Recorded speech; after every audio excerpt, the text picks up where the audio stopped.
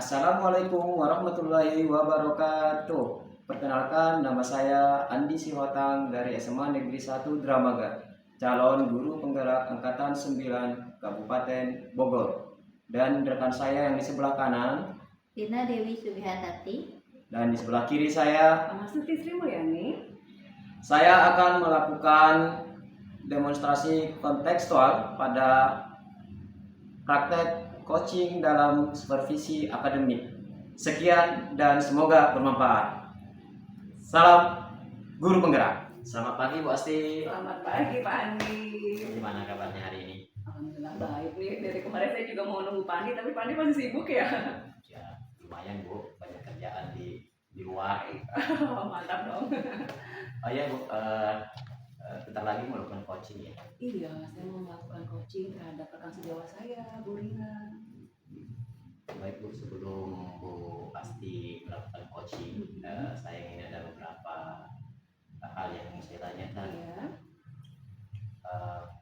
Pertama itu tentunya untuk coaching ini harus sesuai dengan metode alur kita. Betul. Kira-kira alur kita seperti apa sih Bu?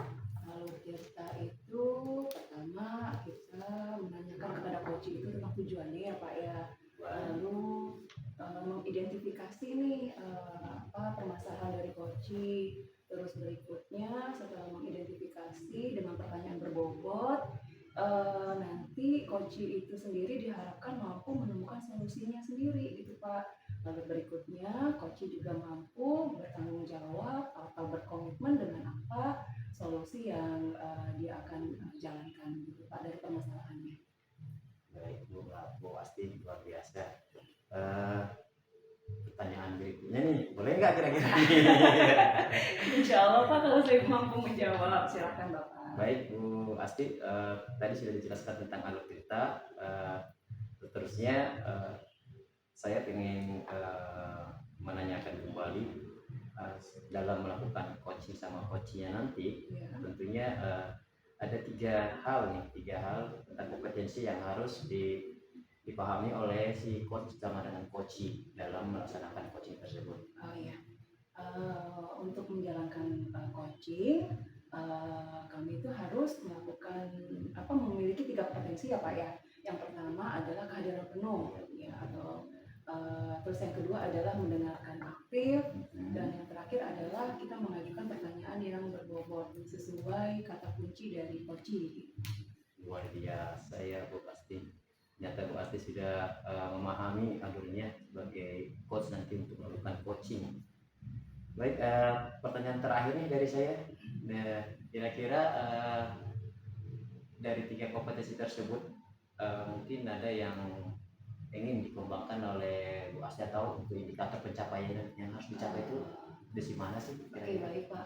Saya sih yang diutamakan pertama kali adalah kehadiran penuh Pak. Sebenarnya tiga-tiganya penting ya Pak ya, tapi dengan kehadiran penuh, nah itu kita pasti akan mendengarkan dengan aktif. Nah dengan mendengarkan dengan aktif, secara mengalir kita juga bisa mengajukan pertanyaan yang berbobot gitu Pak, sehingga coaching itu mampu mendapatkan solusinya sendiri.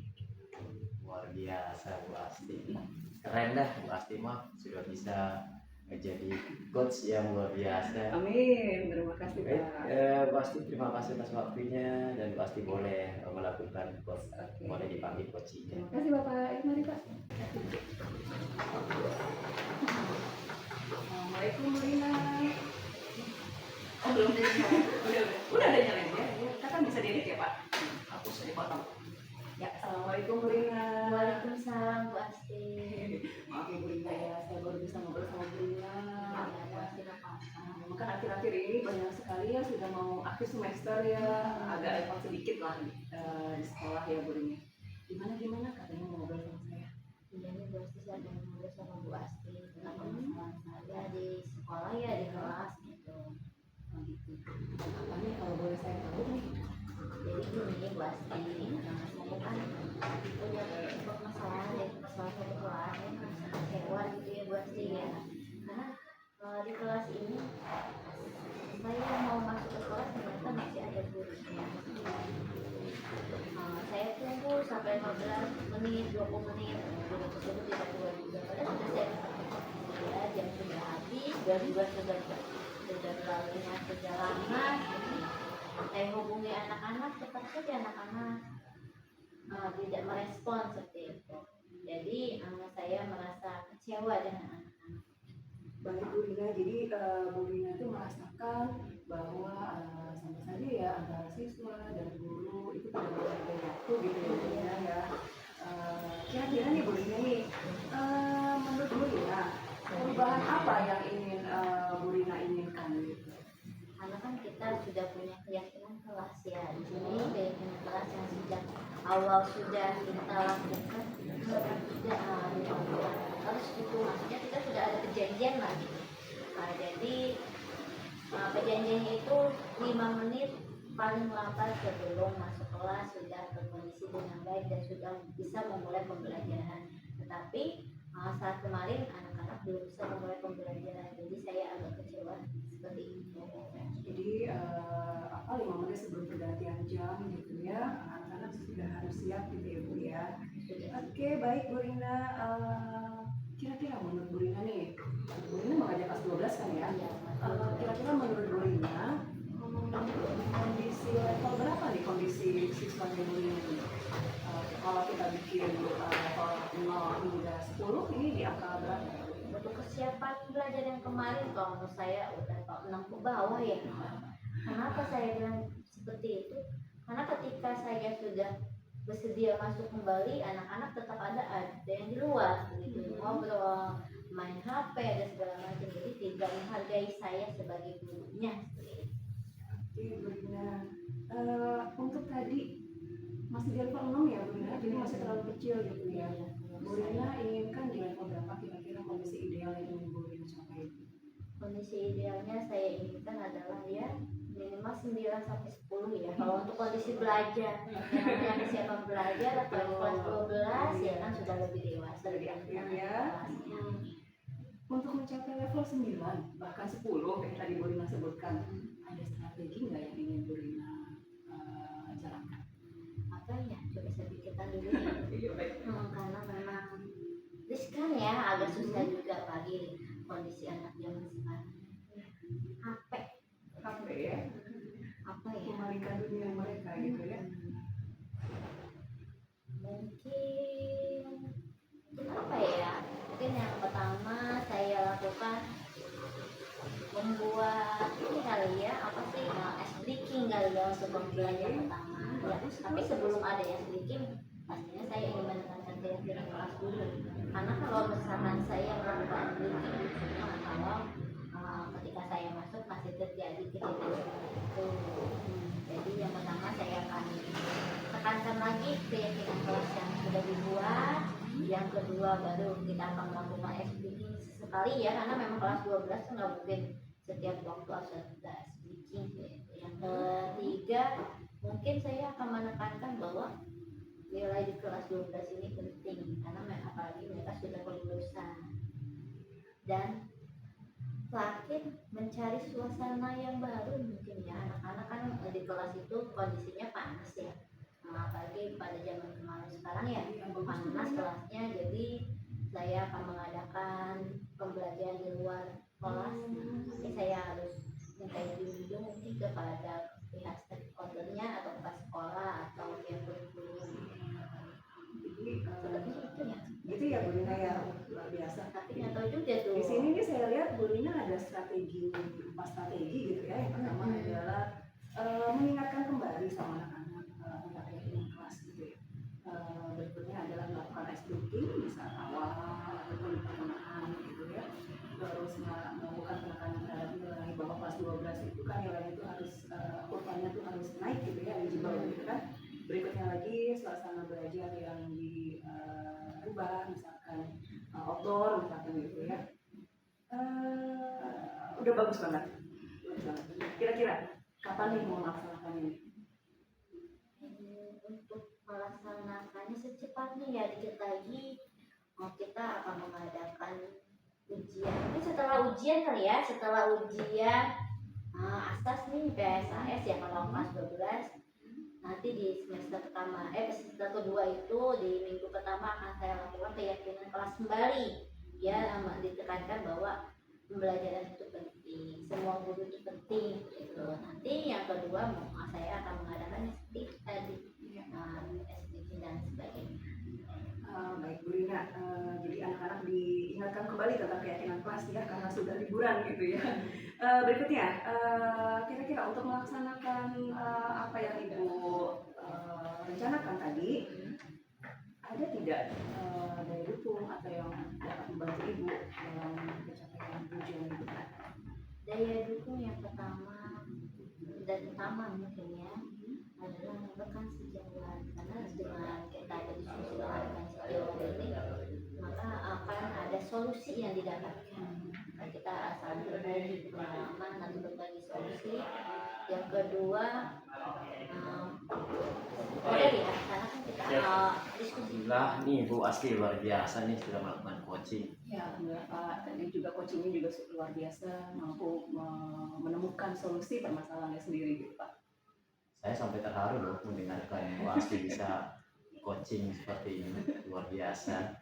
Aduh, top deh menurut saya. Pak? Oh ya Bu Asti, ini setelah melakukan coaching ini ada hal yang saya tanyakan. Menurut Bu Asti tercapai nggak kira-kira dengan kompetensi yang Ibu sampaikan di awal tadi setelah melakukan coaching?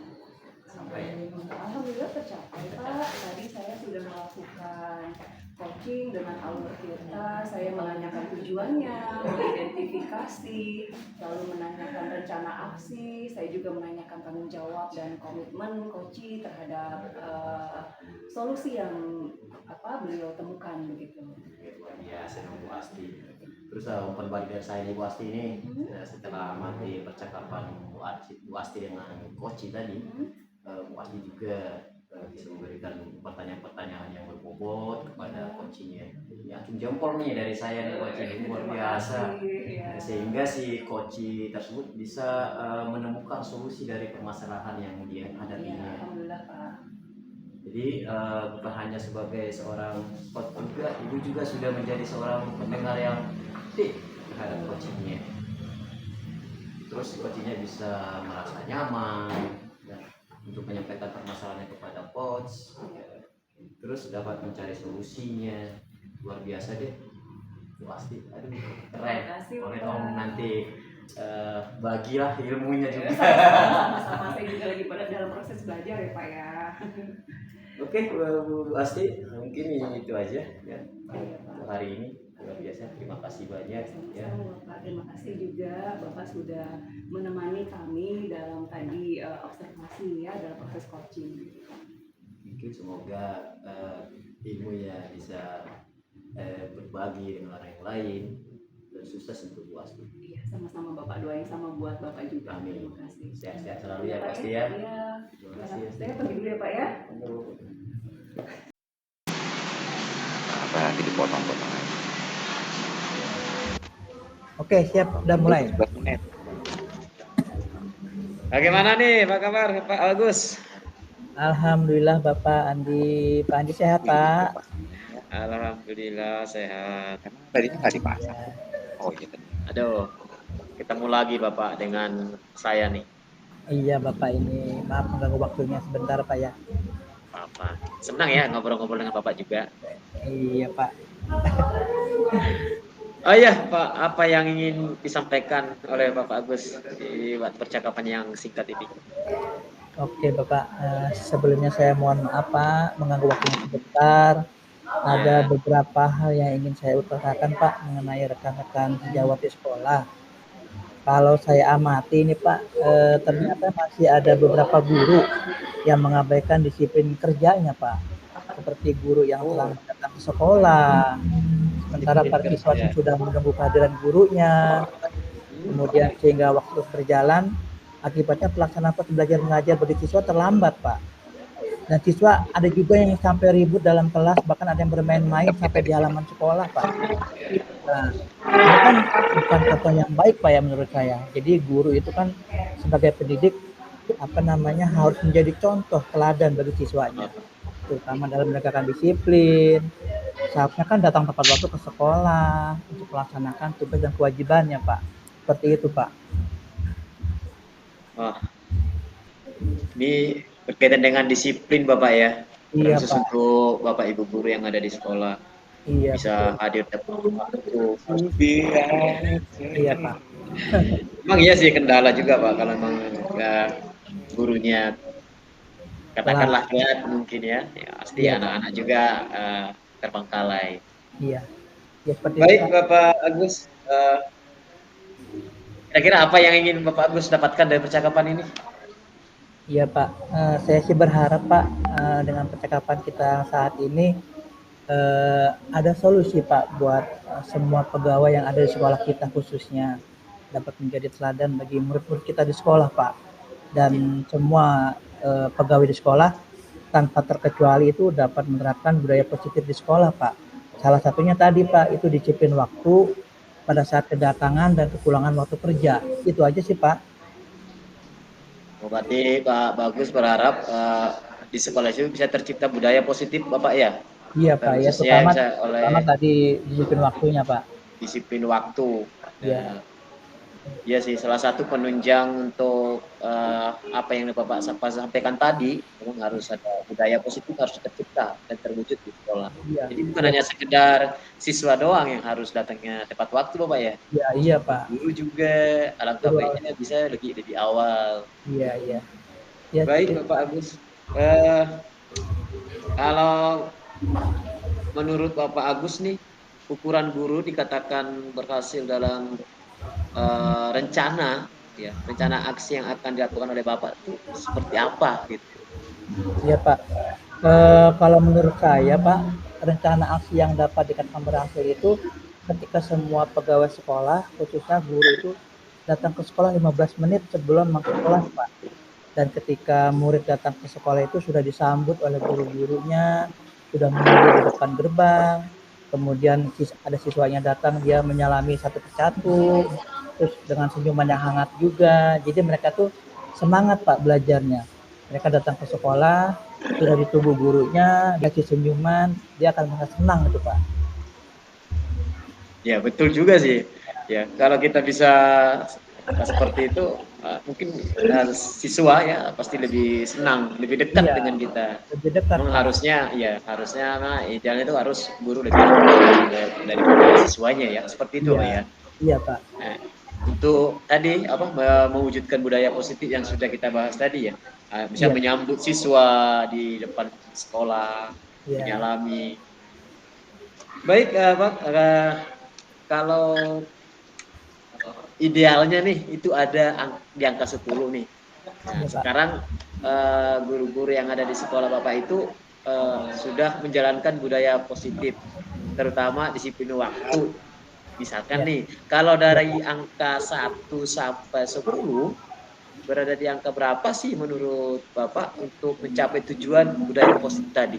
Menurut Bapak seperti apa? iya. Kalau menurut saya Pak, pegawai di sekolah kita itu masih ada di rentang angka 5 sampai 6 lah Pak. Posisinya ada di angka 5 sampai 6 ya. Iya, 5 angka 6, 5 sampai angka 6 Pak.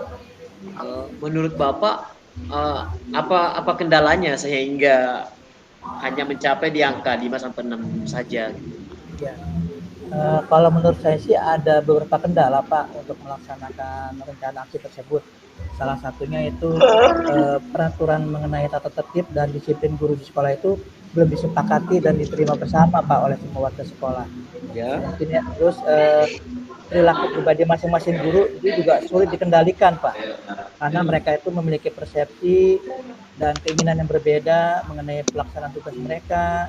Kemudian juga kurang lancarnya arus komunikasi antar personel sekolah, dan juga kurang adanya keteladanan Pak yang kurang memadai dari kepala sekolah untuk menegakkan disiplin dan peraturan sekolah Pak. Jadi seperti itu Pak. Gitu. Baik Pak Agus. Tadi ada disampaikan tadi peraturan itu belum disepakati. Iya. Terus perilaku dari guru-guru itu sendiri juga belum bisa dijadikan sebagai teladan atau contoh ya. Iya. Nah kemudian kepemimpinan di sekolah juga belum bisa menunjukkan satu keteladanan untuk mungkin katakanlah untuk peserta didik khususnya ya, seperti itu Bapak ya. Iya Bapak. Banyak juga nih kendalanya Pak. Oke, nah Pak Bagus, kalau di angka 10 mungkin agak susah ya Bapak ya. Iya Pak. Nah, kalau Bapak Bagus ingin lihat rekan sejawatnya berada di level berapa kira-kira untuk budaya positif tentang disiplin waktu tadi? Iya Pak. Kalau dengan melihat kondisi seperti ini Pak, saya rasa untuk level angka di 8 atau 9 itu sudah baik Pak. Di level angka 8 sampai 9 ya. Iya Pak. Terus